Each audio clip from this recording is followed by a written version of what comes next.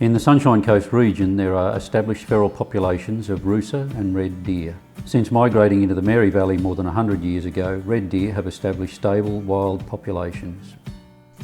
In comparison, rusa deer have only recently become established on the Sunshine Coast and are rapidly expanding their range. Isolated sightings of other species of deer have also been reported.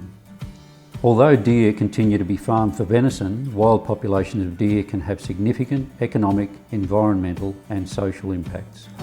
Feral deer pose a risk to livestock, industries and human health as they aid in the spread of disease including leptospirosis and bovine Johne's disease. Feral deer cause environmental damage to trees and native regeneration, disperse weeds and contribute to erosion. They also compete with domestic stock for pasture and supplementary feed. Due to their size, shape and preference for nighttime movement, deer can cause serious traffic accidents and road fatalities. Deer are restricted invasive animals under the Biosecurity Act 2014. Sunshine Coast Council has chosen to work with landholders to bring about effective change in populations of deer in the region. Sunshine Coast Council works with landholders to bring about that change, to make sure that we've got a vibrant and good quality habitat and place to live for the community into the future. Council works with the community to manage feral deer by conducting surveys to determine their distribution, population size, habitat use and impacts. Council also assists residents to control deer. Although we've regularly shot deer on the place since the early sightings in 1996, we've become increasingly concerned at the build-up of numbers since then. In terms of the dairy enterprise, it's a concern with increasing numbers of biosecurity risk the deer population may impose on the dairy enterprise. We have seen incidences in our herd of diseases such as yersiniosis, catarrhal fever, neospora, and as a supplier of food to the community, it is a concern to us that we manage those risks. The large numbers of deer impact on our ability to manage the feed for the dairy cows.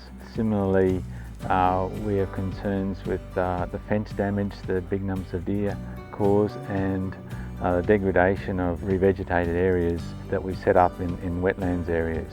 Of big concern to us was the large numbers of deer that we had attracted numbers of poachers at night shooting from the road towards the farm buildings and our dwellings, and in the morning finding inhumanely injured animals in the paddock. The council officers have effectively targeted the females in the deer population, and the good use of thermal vision technology has allowed them to work at night when the deer are most active. And we are seeing marked reductions in deer numbers. Community awareness is important in understanding the land use management issues that are involved in the Mary Valley, and that be aware that the feral animal controlled methods applied by the Sunshine Coast Councils are effective. So if you think you've got deer or you suspect that you have deer around, we'd really like to hear from you. We'd like to help you out with deer. We have a deer officer that can come to your property and give you information about how to control deer, how to mitigate the effects and impacts of deer, and also let you know what services we offer. If you want to contact Sunshine Coast Council on their customer service line, we can put you in touch with the right people. We can come out and we can have a discussion about what we do in the future. So thanks very much for your time.